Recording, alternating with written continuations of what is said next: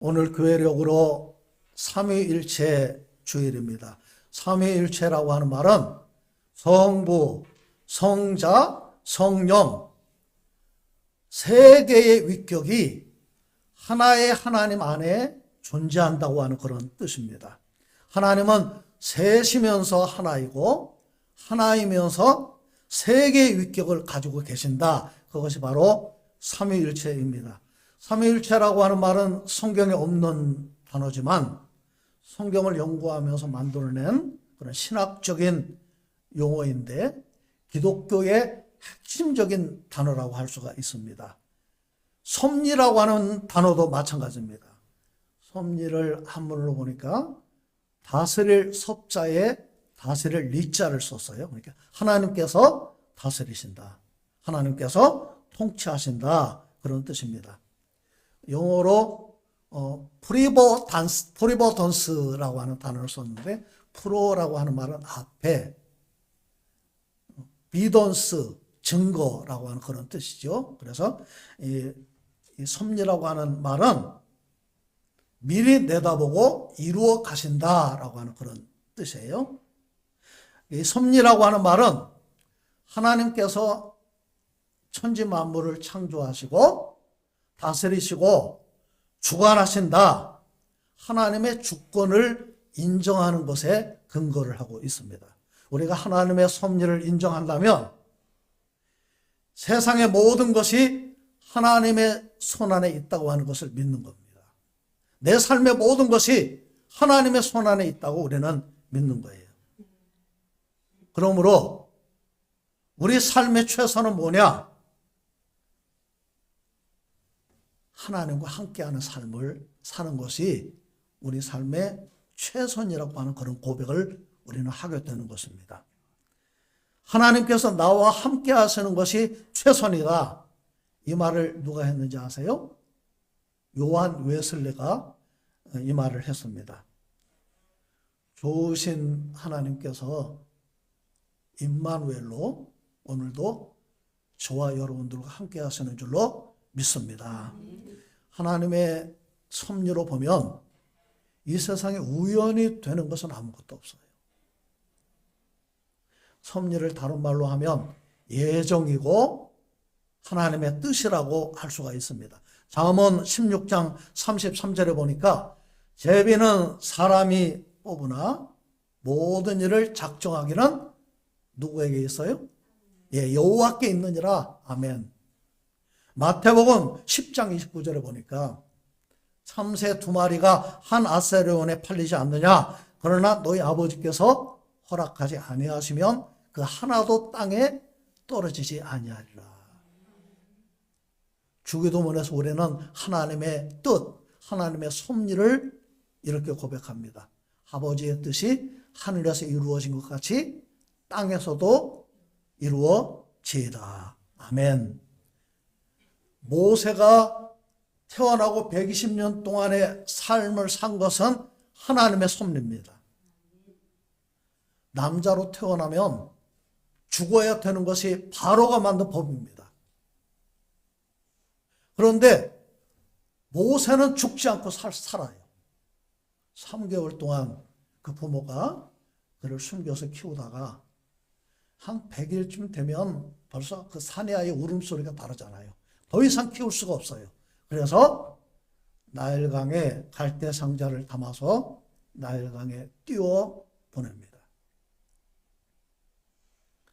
나일강에 떠내려 가는데 누가 그 상자를 건지지요? 바로의 공주가. 그런데 미리암이 떠내려가는 광경을 보면서 쫓아가고 있는 거예요. 어떻게 되나 쫓아가는데 바로의 공주가 건지는 걸 보고 얼른 쫓아가서 제가 젖을 먹인 유모를 소개할까요? 그렇게 해가지고 누구를 소개하죠? 자기 친어머니를 소개를 합니다. 참 세상에 이런 우연이 어디 있습니까? 모세는 바로의 궁에 들어가서 바로의 왕자로 40년을 교육을 받는데 애굽의 모든 학문과 기술을 익힙니다. 이게 사도행전 7장에 보면 스데반이 순교하면서 한 설교에도 이 내용이 나옵니다. 모세가 어떻게 하나님을 알았을까요? 누구 때문에? 어렸을 때 어머니의 신앙의 교육 때문인 줄로 믿습니다. 여러분 중에도 누군가가 우리 어머니가, 우리 할머니가, 우리 아버지가 예수 믿었던 그것 때문에 오늘 나도 하나님을 떠나지 않고 하나님 앞에 있는 사람들이 있는 줄로 믿습니다. 모세가 동족을 학대하는 그 관리를 왜 죽입니까? 사도행전 7장에 보니까 자기를 이스라엘을 인도할 지도자로 그렇게 인정할 줄 알고 죽였는데 살인죄를 저지르고 결국은 미디안 땅으로 쫓겨나서 거기서 40년을 보내게 돼요. 생각해 보세요. 모세는 탁월한 지혜가 있는 사람입니다. 애굽의 모든 학술과 제조를 다 배웠어요. 바로가 돼도 손색이 없는 그런 사람입니다. 그런데 그런 사람이 사막에서 양을 치면서 40년을 보낸 거예요. 모세가 80세가 되었을 때 그때 모세의 심정이 어땠을까요? 무엇을 할 수 있었겠어요? 애굽 사람을 쳐 죽이던 혈기가 모세에게 남아있겠습니까? 애굽 왕자의 그 자부심이 모세에게 남아있겠습니까? 하나님을 향한 어떤 자신의 소망과 꿈이 모세에게 남아있겠습니까? 그런데 그때 하나님께서 모세를 부르신 거예요. 그날도 똑같이 양떼를 치러 여기저기 다니는데 호렙산에 갔을 때 호렙산에서 가시떨기 나무에 불이 붙었는데 아마 사막의 그런 광경은 흔한 광경인 것 같아요. 가시떨기 나무에 불이 붙으면 자연적으로 붙으면 후루룩 붙었다가 꺼지는 것이 자연적인 일인데 그날은 가시떨기 불에 불이 붙었는데 불이 꺼지지 않고 계속 불타고 있는 거예요. 그래서 모세가 신기해서 아니 도대체 왜 저 불이 꺼지지 않지? 그리고 주목해서 가까이 가고 있는데 그때 하나님 모세를 부르십니다. 그게 4절 말씀이에요. 같이 읽겠습니다. 시작. 여호와께서 그가 보려고 돌이켜 오는 것을 보신지라 하나님이 가시떨기 가운데서 그를 불러 이르시되 모세야 모세야 하시매 그가 이르되 내가 여기 있나이다. 여기 보세요. 하나님이 모세의 이름을 정확하게 알고 계십니다. 모세의 모든 것을 알고 계시는 하나님이 나를 모르실까요? 오늘 이 자리에 계신 여러분 한 사람 한 사람을 우리 주님께서 다 아시는 줄로 믿습니다. 모세가 대답을 합니다. 내가 여기 있나이다. 저는 이 말의 의미가 무엇일까? 아무리 봐도 모세는 하나님의 존재를 알았다는 거예요? 몰랐다는 거예요? 저는 이 말씀을 볼 때 하나님의 존재를 모세는 이미 알고 있었어요. 왜냐하면 지금 사막 한가운데 양떼를 치고 있는데 사람이 어디 있어요? 모세를 부를 수 있는 사람은 하나님밖에 없어요. 이사야 6장에 보니까 우시야 왕이 죽던 해에 이사야는 성전에서 기도하다가 하나님을 만납니다. 주께서 높은 보좌에 앉으셨는데 그의 옷자락이 성전에 가득한 거예요. 스랍들이 하나님을 찬양하는데 두 날개로는 자기 얼굴을 가리고 두 날개로는 자기 발을 가리고 두 날개로는 날면서 창화하면서 크게 하나님을 찬양하는데 거룩하다 거룩하다 거룩하다 만군의 여호와여. 그 광경이 얼마나 기가 막히겠습니까? 그의 영광이 온 땅에 충만하도다. 그 광경을 보고 이사야는 화로다 나여 망하게 되었도다. 내가 죄인임에도 불구하고 거룩하신 하나님을 내가 배웠기 때문에 나는 이제 죽게 되었구나. 그때 스랍 중에 하나가, 천사가 제단에서 핀 숯을 가져다가 이사야의 입술을 찢습니다.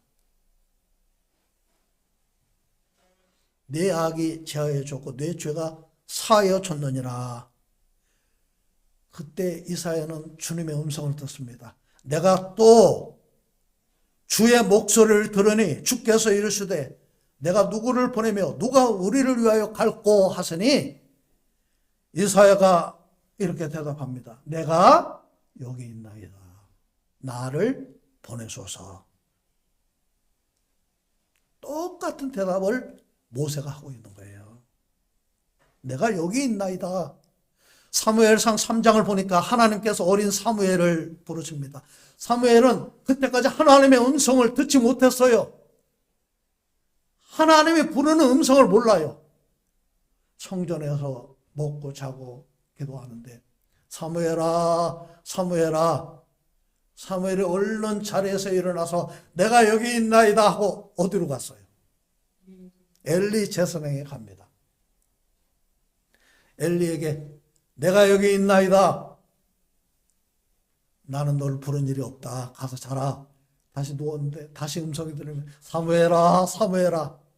3번이나 그렇게 엘리에게 왔을 때 엘리는 그 부른 것이 누가 불렀다는 거예요? 하나님이 부르신 걸 한 거예요. 엘리는 경험이 있잖아요. 우리 신앙의 경험은요, 신앙의 간증, 신앙의 경험은 다 달라도 경험한 사람은 그 얘기가 무슨 얘기인지 아는 거예요. 그래서 뭐라고 가르칩니까? 자, 이제 다시 너가 누웠을 때 사무엘아 사무엘아 부르는 음성이 들거든 너는 이렇게 대답을 해라. 주여 말씀하옵소서 종이 듣겠나이다. 내가 여기 있나이다. 그렇게 대답을 해라. 하나님이 부르실 때 그 음성을 사무엘이 알고 그때부터 선지자로 제사장으로 그렇게 하나님 앞에 쓰임받게 됩니다. 모세를 부르신 하나님, 이사야를 부르신 하나님, 사무엘을 부르신 하나님, 여러분 한 사람 한 사람에게 하나님의 부르심의 뜻이 있는 줄로 믿습니다. 오늘 5절 말씀을 같이 읽겠습니다. 시작. 하나님이 이르시되 이리로 가까이 오지 말라. 내가 선 곳은 거룩한 땅이니 네 발에서 신을 벗으라. 하나님께서 계신 곳은 거룩한 곳입니다. 아멘. 건물이 화려해서 거룩한 거 아닙니다. 사람이 많이 모인다고 해서 거룩한 거 아니에요. 하나님께서 계시기 때문에 그곳이 거룩한 곳입니다. 아멘. 여러분은 거룩한 사람들입니다. 왜냐하면 여러분 안에 보배이신 예수 그리스도를 담고 있기 때문에 그렇습니다. 교회는 그리스도의 몸이라고 합니다. 하나님이 계시는 곳이라고 우리가 믿기 때문에 성전이라고 말을 합니다. 그래서 우리는 하나님 앞에 정성껏 예배할 수가 있는 거예요. 하나님 앞에 우리 몸을 드리고 마음을 드리고 물질을 드릴 수가 있는 거예요. 옛날 어른들이 청소할 때 이 광배상에 함부로 올라오지 않았어요. 하나님을 경외하는 그런 마음 때문에 그렇습니다. 하나님 모세에게 신을 벗으라고 하십니다. 하나님 앞에 신을 벗는다고 하는 것은 하나님을 경외하는 그런 표시예요. 신발에는 세상 더러운 먼지, 온갖 것이 다 묻어 있습니다. 그것을 벗으라고 하는 것은 거룩하신 하나님 앞에 죄와 허물을 던져버리라는 거예요.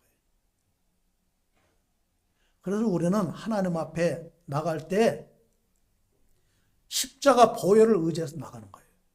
아멘? 예.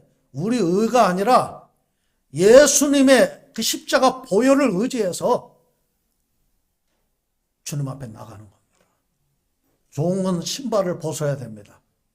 주인 앞에 나를 내려놓는 거예요. 하나님 앞에 신발을 벗는 것은 나는 하나님의 내 주인이고 나는 하나님의 종이라고 하는 걸 인정하는 거죠. 예수 그 전도단을 세운 로렌 커닝햄 목사님이 계시는데 그분이 내 신을 벗으라라고 하는 그런 책을 썼어요. 어느 날 이분의 아내와 함께 운전을 해서 고속도로를 달려가는데 너무 피곤해서 이분은 쉬고 있고 아내가 운전을 해서 가는데 어느 순간에 갑자기 차가 도로를 벗어나서 구르기 시작을 합니다. 얼마나 시간이 지났는지 한참 후에 깨어나 보니까 끈적끈적한 게 막 흐르는 거예요. 보니까 온몸이 피투성이가 되어 있었습니다. 옆에 자리를 보니까 운전하던 아내가 없어요. 찾아보니까 저 바깥에 굴러 떨어져 가지고 내동댕이 쳐 있는데 동공이 열려 있고 호흡을 하지 않습니다. 내 아내가 이 자리에서 죽었구나. 그런데 어디서 로렌하고 부르는 음성이 들립니다. 로렌은 그것이 하나님께서 부르시는 음성인 것을 경험적으로 알았습니다. 그래서 그 자리에 무릎을 꿇고 네 주님 내게 말씀해 주세요. 그랬더니 다시 음성이 들리기를 로렌 이래도 네가 나를 섬기겠느냐. 예 주님 저는 주님을 섬기겠습니다. 제 인생에 지금 남는 것이라고는 이 목숨밖에 없습니다. 내 생명도 주님께서 원하시면 취하시면 좋겠습니다. 그때 하나님의 음성이 들립니다. 네 아내를 위해서 기도해라. 그 아내를 붙잡고 하나님의 뜻대로 이 생명을 살려주세요. 간절히 기도하는데 기도하다가 보니까 눈동자가 정상으로 돌아오는 것 같아요. 호 하더니 호흡을 하기 시작을 합니다. 근데 이게 그 사막 한가운데 옆으로 굴러 떨어져 가지고 고속도로지만 그 시간에는 차가 다니지 않았다는 거예요. 근데 우연히 옆에 지나가던 화물차가 사고 난 이 차를 발견을 하고 경찰에 연락을 하고 병원에 연락을 해가지고 병원에 옮겨줘서 3일 만에 퇴원을 했다는 거예요. 로렌 커닝햄 목사님이 이렇게 간증을 합니다. 저는 그때 우리가 소유하고 있는 모든 것은 하나님이 우리에게 잠시 맡겨주신 것인 것을 저는 깨달았습니다. 이 모든 것이 순식간에 없어질 수 있다고 하는 것을 저는 깨달았습니다. 무슨 말이에요? 우리 인생이 하나님 손 안에 있다. 바로 그 말입니다. 우리 하루하루 살아가면서 하나님의 섭리를 날마다 깨닫는 그런 은혜를 누리시기를 바랍니다. 우리 6절 말씀 보겠습니다. 시작. 또 이르시되 나는 내 조상의 하나님이니 아브라함의 하나님, 이삭의 하나님, 야곱의 하나님이니라. 모세가 하나님 배우기를 두려워하여 얼굴을 가리매. 모세에게 나타난 하나님은 어떤 하나님입니까? 내 조상의 하나님. 다시 말하면 아브라함의 하나님, 이삭의 하나님, 야곱의 하나님이십니다. 나에게 말씀하신 그분은 도대체 누구십니까? Who are you? 아브라함의 하나님, 이삭의 하나님, 야곱의 하나님이라는 거예요.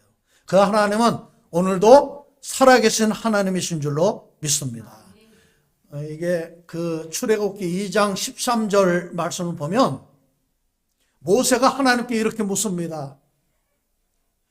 내가 하나님이 나를 이스라엘 자손에게 가라고 하시는데 내가 지금 애굽 땅에 그 고역당하고 노예살이 하고 있는 이스라엘 자손에게 가서 누가 나를 보냈다고 그렇게 말을 해야 됩니까? 그랬더니 하나님 뭐라고 그러셨어요? 하나님 모세에게 이르시되 나는 스스로 있는 자니라. 아멘.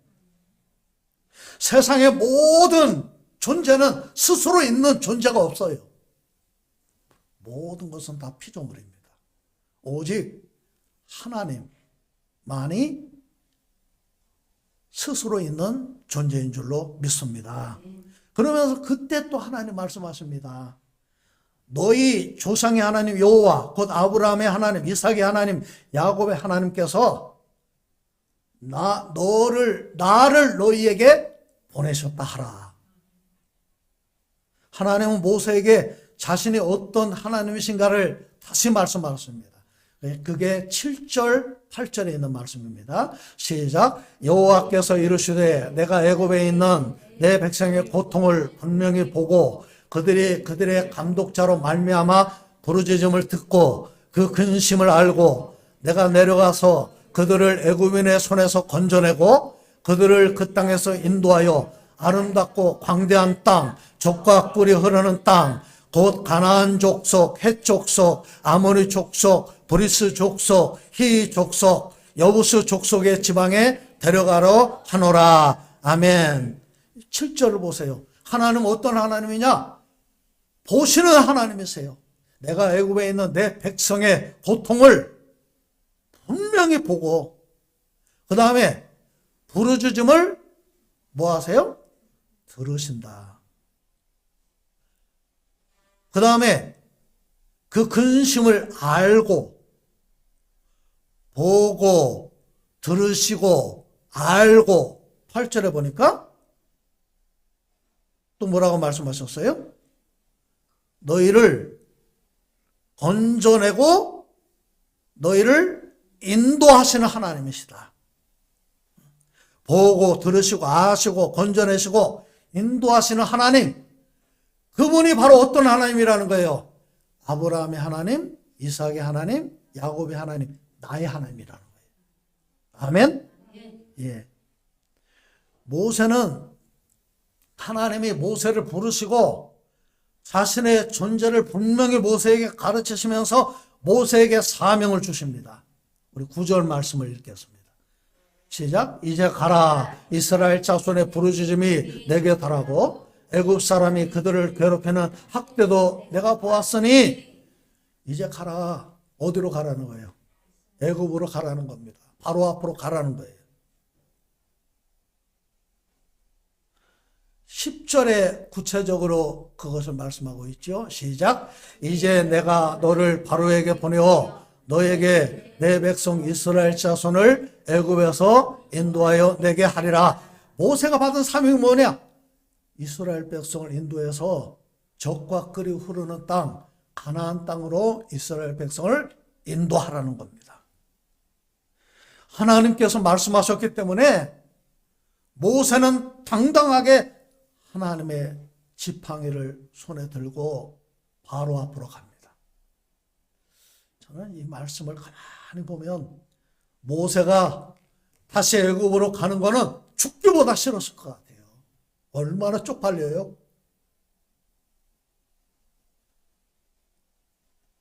앞에 홍해가 가로막혀 있고 뒤에 바로의 군대가 쫓아올 때 모세는 분명 믿었습니다. 해결책이 누구에게 있어요? 하나님께 있어요. 하나님은 이 문제를 해결하실 수 있다. 그래서 두려움에 떨고 있는 백성들에게 담대하게 선포합니다. 너희는 두려워 말고 가만히 서서 여호와께서 오늘날 너희를 위하여 행하시는 구원을 보라. 너희가 오늘 본 애굽 사람을 또 다시는 영원히 보지 못하리라. 여호와께서 이같이 너희를 위하여 싸우시느니 너희는 가만히 있을지어다. 아멘. 참 이런 거예요. 우리가 살아갈 때 어떤 일이 우리에게 있어도 하나님을 붙잡고 믿음으로 나가면 반드시 길이 열릴 줄로 믿는 거예요. 아멘. 하나님의 섭리는 모든 일 가운데 하나님의 뜻이 있다고 믿고 하나님 바라보는 거거든요. 우리는 하나님의 깊은 뜻을 다 알 수 없습니다. 그래서 너무 고민하고 슬퍼하는 것도 하나님의 뜻이 아니에요. 우리가 잘 알고 있는 하나님의 뜻을 말하고 있는 말씀이 데살로니가 전서 3장에 있는 말씀이죠. 항상 기뻐하라. 쉬지 말고 기도하라. 범사에 감사하라. 이는 너에게 향하신 누구의 뜻이에요? 하나님의 뜻은 항상 기뻐하는 삶을 사는 거래요. 그런데 우리는 그렇지 못하잖아요. 항상 하나님은 기도하기를 원하세요. 범사에 감사하기를 하나님 원하세요.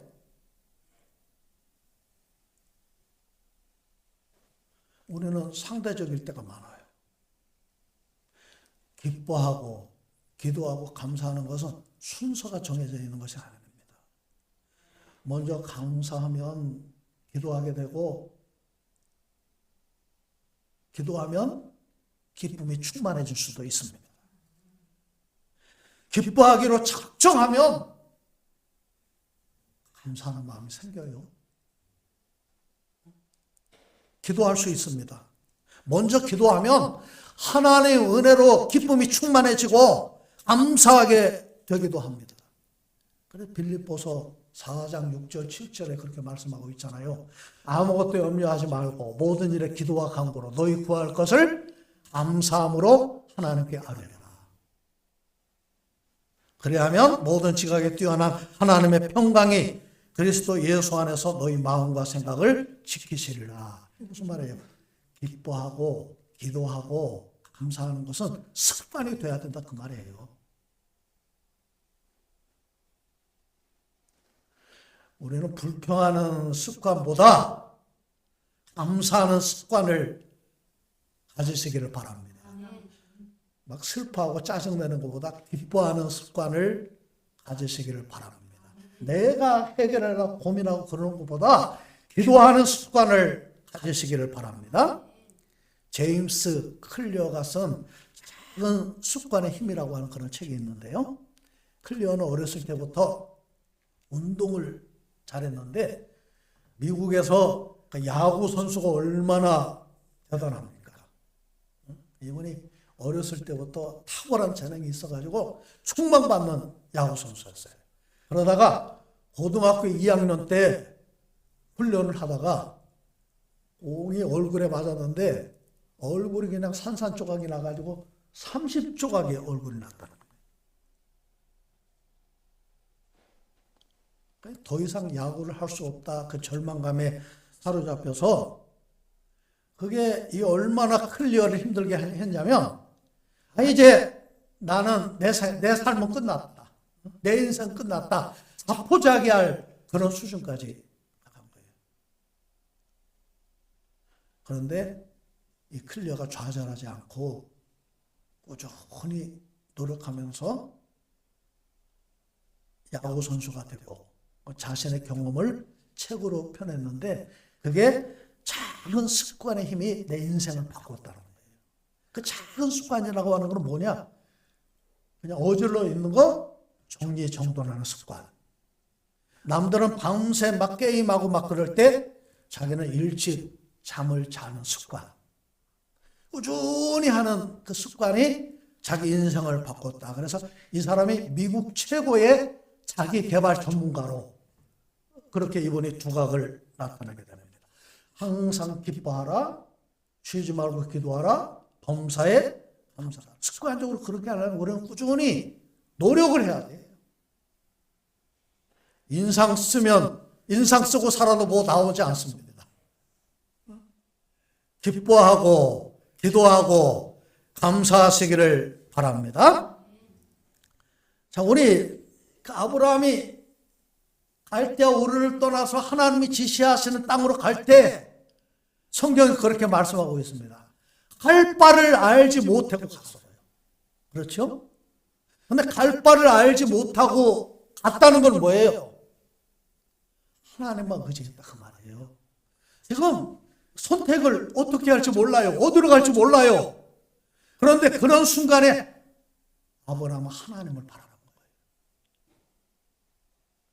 그래서 하나님의 섭리로 보면 고난도 저주가 아닙니다.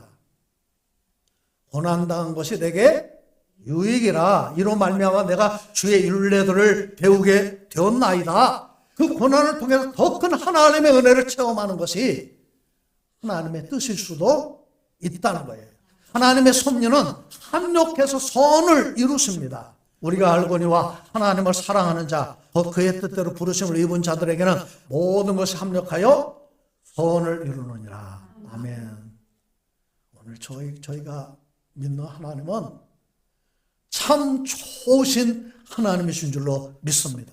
여러분 한 사람 한 사람을 가장 좋은 길로 인도하시는 선을 이루시는 하나님께서 하나님의 뜻대로 하나님과 동행하는 삶을 살아가는 제가 되고 여러분들이 되시기를 주님의 이름으로 축복합니다. 우리 기도하겠습니다.